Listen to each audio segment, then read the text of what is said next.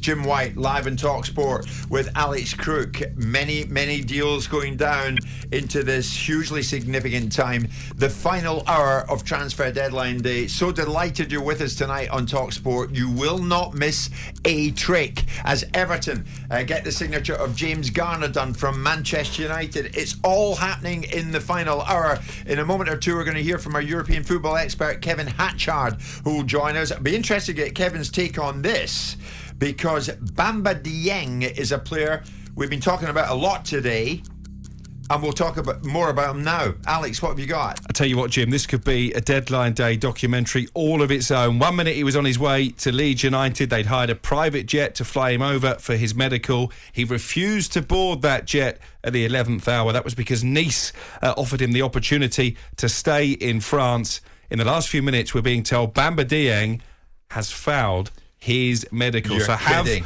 Have Leeds United had a narrow escape, we wonder? Bamba Dieng was Leeds bound, then he was Nice bound. Looks like he will be staying at Marseille. One deal that has gone through, though, in the Premier League. James Garner has completed his move from Manchester United to Everton for a package worth £15 million. Of course, Everton early today, as you mentioned, signing Idrissa Gueye. They've been busy in the final hours. Sure thing. Alex, there's always one name that stands out for a variety of reasons. Bamba Dieng stands out, probably from his point of view, for the wrong reasons. I mentioned Kevin Hatchard is with us now. Kevin, what do you know about this fella? Well, he's exciting, explosive pace, very raw. Somebody who loves a shot, I think needs to develop a bit of composure in his game.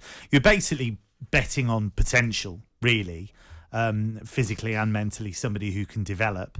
But obviously, if there are concerns over the medical, that's not going to be, only a Nice thing. Just show you actually how ambitious Nice are. They're throwing around some money. If they can take a player away from a Premier League club, yes, and they've already signed Kasper Schmeichel, Aaron Ramsey, players like that. So it's quite interesting what's happening there. This is Sir Jim Ratcliffe's Nice, isn't it? Yeah. He's not short of a few bob. He's not. Jim. I was going to say, Kevin, he could buy you, me, Crook, anyone he fancies. He could buy the lot, couldn't he? Kevin, let's spread the net a bit wider. We know what's going on down at Chelsea. Aubameyang is there, but what has intrigued us here at talkSPORT in the last hour, it became apparent, and Alex has been right across it, Memphis Depay, is he going to go to Stamford Bridge? Then we heard moments ago, he's been on Twitter saying himself, I've decided to stay at Barcelona. Was it his decision? Well, he's been caught up in the chaos at Barcelona. He's been one of the people they've been trying to shift out. They've talked about a termination of his contracts.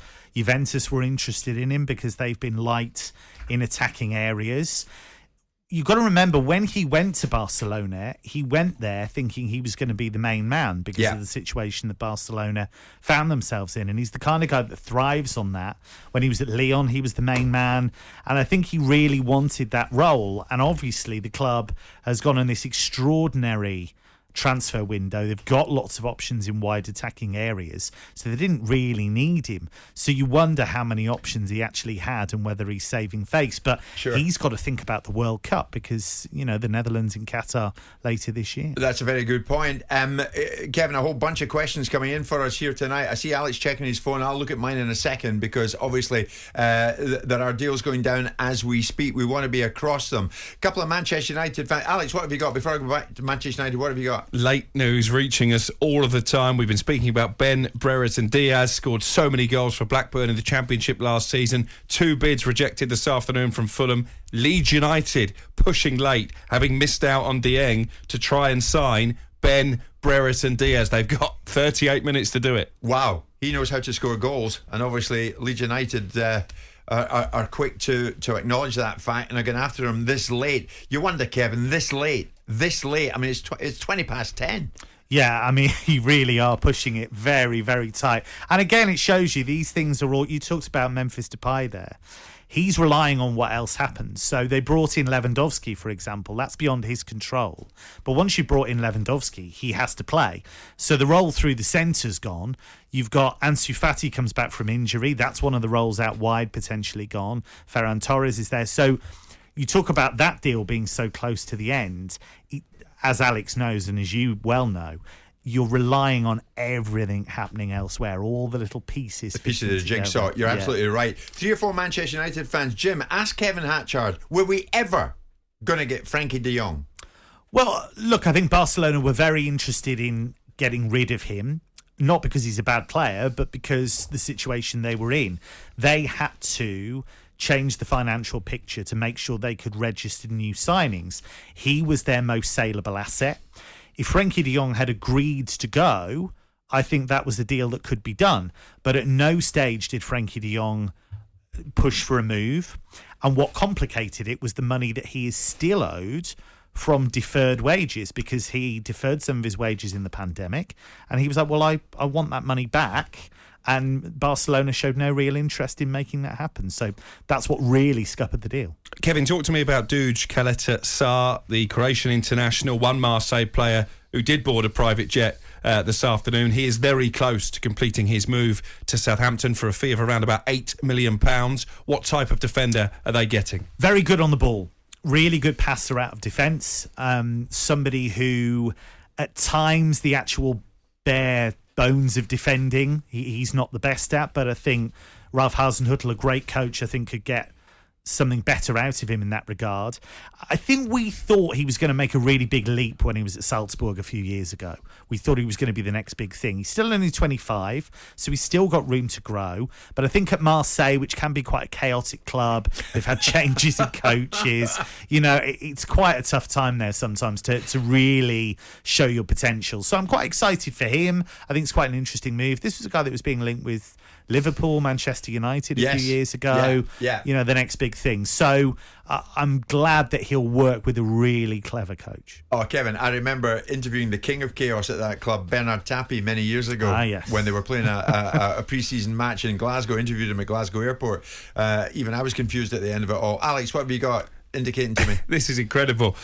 Something is literally happening every few seconds. Fulham, we're told, have completed the signing of a former Tottenham loanee, Vinicius Junior, from Benfica. What do you make of that signing, Kevin? Well, I think that's quite interesting because he's somebody who's got Premier League experience. He had that spell with Spurs, didn't he? And I think he is the kind of physical striker that could provide certainly cover for Mitrovic. So I think that's quite an interesting signing, really. Yes. So they're doing good business. When you look at it, Marcus Silva must be happy. He'll be happier when we get to 11 o'clock, Alex. But Vinicius Junior in there, Dan James in there. It is cracking on at Craven Cottage tonight. It's been a busy place. Marcus Silva will be happy, I would have thought, Kevin. Yeah, I would think so. I think they've certainly been a lot smarter this time around than they were when they spent all that money last time. I think that there's been more of a targeted approach. And they do look, they've hit the ground running in the Premier League. I think they look really good. Yeah. Again, some raised eyebrows at the price that Manchester United went to bring in our friend from Ajax earlier on today. It is an incredible amount of money, I have to say. Has it surprised even you that they decided to fork out as much as 100 million plus for Antony? No, simply because Erik ten Hag clearly wanted him. And Ajax were in a position where they had all the leverage because they didn't want to sell him. But once it gets to a certain amount that they would deem silly, that they would do that deal. Look, he is a player that I like very much. He's an entertainer, incredibly skillful, somebody who can take on a defender, go inside, go outside. I think he's the player people wrongly thought Jadon Sancho was going to be, who hadn't really seen Jadon Sancho play. Jadon Sancho's a completely different type of winger. He's the kind of guy, and we saw this tonight actually against Leicester, he likes to pop off those little 1-2s. He likes to bring the full-back in, likes to bring in midfielders around him. Antony is more of a kind of old-school winger in a way, that he'll really run at somebody, really isolate people. He's got great tricks and flicks. He's done it in the Champions League as well as the Eredivisie. And he's a player that Ten Hag knows, and he works hard without the ball. And how should we look upon the Ronaldo situation and what has actually been the outcome there, Kevin? At the end of the day, he stays. He stays. But does he stay whilst at the same time he'd have rather have gone? Yeah, I think that's fair to say. I think he believed that there would be a lot more landing spots than there were. And it's about making those numbers work. And it's not just about wages and what have you. It's about dynamic, because some of the clubs, for example, say Milan, he was linked with Milan. Yeah. Now, Milan have put together a really good squad with some very good young players. There are things that Ronaldo coming in would benefit. His experience, the way he looks after himself, that would set a great example. But you listen to Juventus players who talk about Ronaldo's time in Turin, it all became about him. Whether that's driven by him or not, it all becomes about him. Is he in the team? If he's not in the team, why isn't he in the team? Is he getting enough chances? Are people passing to him enough? And it all becomes Ronaldo-centric. And I think there are a lot of clubs in Europe who looked at it and thought, we don't actually need this. Sure. Before you go, Kevin, I'm getting one. I love the way West Ham fans speak to me. Ask your man Hatchard, that's you. Yeah, okay. How well have we done getting Lucas Paqueta? I think it's a great deal. I really do. And I think it shows the strength of the Premier League to bring in a player of his quality for a team that is in Europe, of course, but he's looking at kind of 7th, 8th, 9th. They're not top end in the Premier League. He's a really talented player. I'm a little surprised. He wouldn't have necessarily been a great fit for Newcastle, but he's the kind of player I thought Newcastle might have really gone for. He's very exciting. I think West Ham fans should be really happy.